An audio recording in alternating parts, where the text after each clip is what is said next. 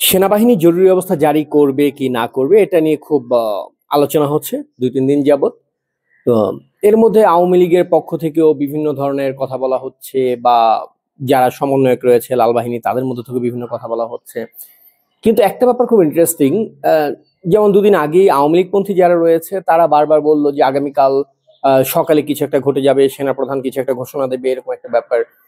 তো সারা রাত লাল বাহিনী যারা ছিল তারা কেউ কোনো শব্দ করেনি, একদম চুপ তারা, কেউ কোনো শব্দ করলো না। সকালে যখন 10টা পার হলো, সেনাপ্রধান কোনো বক্তব্য দিলেন না, কিছু ঘোষণা করলেন না, তারপরে তারা মনে হয় না একটা নিঃশ্বাস ছেড়ে বাঁচলো। এবং তারা তখন খুব সোশ্যাল মিডিয়া বলতে শুরু করলো, হ্যাঁ কালকে রাতে তো কিছু হয় নাই, মানে সবাই গুজব ছড়িয়েছে, গুজব। তো মানে আমরা বুঝি এদের প্রেশারটা, প্রতিনিয়ত যে কি পরিমাণ আতঙ্কের মধ্যে এরা থাকে। মানে দেখবেন যে যে কোনো সময় একটা ঝুঁকিপূর্ণ সময় আসলে তারা সবাই চুপ হয়ে যায়, মানে এদের কোনো সারা শব্দ কোথাও পাবেন না, কিন্তু কোনো মতে ঝুঁকির টাইমটা কেটে গেলেই তারা ফোঁস করে গর্ত থেকে বেরোয় আবার। সো এটা শুধুমাত্র সোশ্যাল মিডিয়া মানে যে সাধারণ মানুষ তাদের অবস্থান না, এটা আসলে ইউনুস এবং সমন্বয়ক থেকে শুরু করে সবার অবস্থান। কারণ আজকে যে কন্ডিশন বাংলাদেশে চলছে, সেই জায়গা থেকে জরুরি অবস্থাটা যে কতটা গুরুত্বপূর্ণ হয়ে উঠেছে, বাংলাদেশের সাধারণ মানুষ, খেটে খাওয়া মানুষ, তারা প্রত্যেকেই চাচ্ছে যে অন্তত সেনাবাহিনীর হাত ধরে হলেও এই সিস্টেমটা পাল্টাক। এখন যারা মবের রাজত্ব তৈরি করে রেখেছে, যে টোকাইগুলো রাষ্ট্র ক্ষমতা দখল করে রেখেছে, তাদের হাত থেকে মুক্তি পেতে চায় মানুষ। গতকাল দেখেছেন যে সমন্বয়ক গিয়েছে তার তার যে এলাকা, তার গ্রামের বাড়ি, সেখানে সে গণসংযোগ করতে, সেখানে লোকজন তাকে মেরে কপাল ফাটিয়ে দিয়েছে। তো শুধুমাত্র ঢাকা বিশ্ববিদ্যালয় থেকে, ঢাকা বিশ্ববিদ্যালয় কিন্তু ছাত্রদের নেতা হয়ে ওঠার, গণমানুষের নেতা হয়ে ওঠা দুই জিনিস। আমাদের সেই উত্তরবঙ্গ বলি কিংবা গ্রাম অঞ্চল যেগুলো আছে, গ্রাম অঞ্চলে যেই লোকটা চায়ের দোকানে বসে, একজন রিক্সাওয়ালা পায়ের উপরে পা তুলে যখন চা খায়, ওর সামনে ঢাকা বিশ্ববিদ্যালয়ের ভিপি গিয়ে দাঁড়িয়ে দুইটা উঁচা গলায় কথা বলো, কানের উপরে থাপ্পড় মারবে। তারা না এগুলো গোনে না। আপনি কোথা থেকে আসছেন, ঢাকায় আপনার কি আছে, আপনি কোন জায়গায় ছাত্র নেতা, এগুলো সাধারণ মানুষ গোনে না একেবারেই।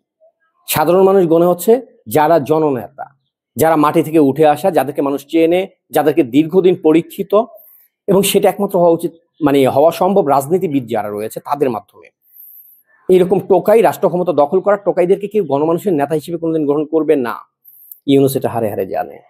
ইউনুস আপ্রাণ চেষ্টা করতেছে তার যে মানে কিংস পার্টি, তার কি বলে যে জাতীয় নাগরিক পার্টি, এটাকে দাঁড় করাবার জন্য, এটাকে কোনোভাবে দাঁড় করিয়ে দিয়ে তাদের হাতে ক্ষমতা হস্তান্তর করে তারপরে একটা সুবিধাজনক জায়গা দিয়ে দেশ থেকে বেরিয়ে যাওয়া।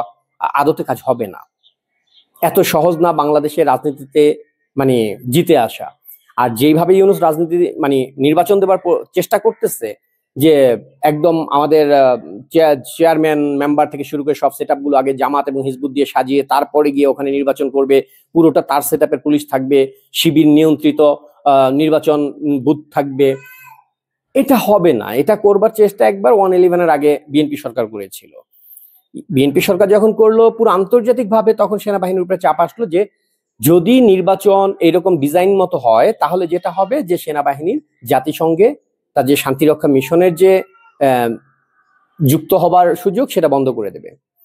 সেনাবাহিনী বাধ্য হয়েছে ওই সময় ক্ষমতা মানে নিয়ে নিতে, ওই সাজানো নির্বাচনকে বন্ধ করতে। ইউনুসও বুঝতে পারতেছে সাজানো নির্বাচন করতে গেলে জরুরি অবস্থা ছাড়া অন্য কোনো উপায় নেই।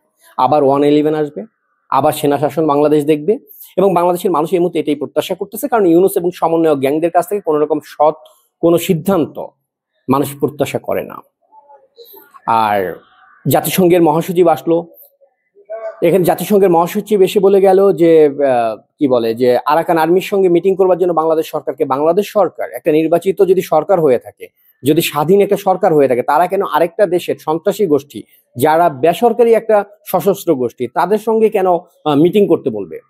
মূলত চীনের বিরুদ্ধে একটা শক্তি হিসেবে মানে এই মুহূর্তে মিয়ানমারকে ধরতে চাচ্ছে জাতিসংঘ এবং হচ্ছে আমেরিকা, এবং সেই প্রেশারটা আসতেছে বাংলাদেশের উপরে করিডোর দেবার জন্য।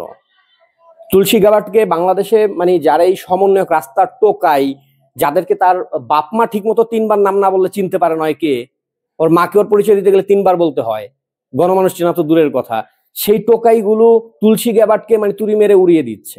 তুলসী গ্যাবাট কিছুই না। তো তুলসী গ্যাবাট কিছু মানে কিছু নাকি কিছু না, এটা পুরো পৃথিবী জানে। তুলসী গ্যাপার্ড কোনো কিছু না বুঝে কথা বলে না, মার্কিন স্টেটের যে ডিসিশন সেটার বাইরে কোনো কথা বলে না। আপনি দেখবেন ইউনূস সরকার 2-3 দিন আগেও বলছিল যে যদি আমরা স্বল্প পরিসরে সংস্কার করি তাহলে এবার ডিসেম্বরে নির্বাচন হবে, আর যদি আমরা একটু বড় পরিসরে সংস্কার করার কথা ভাবছি, যদি সেটা করি তাহলে আগামী জুনে নির্বাচন হবে। তুলসী গ্যাবার্ড যেদিন ওই কথাটা বললো তারপর দিন থেকে সে মিডিয়াকে ডেকে ডেকে নিজে বলতেছে যে ডিসেম্বরে আমি নির্বাচন দিয়ে দেব।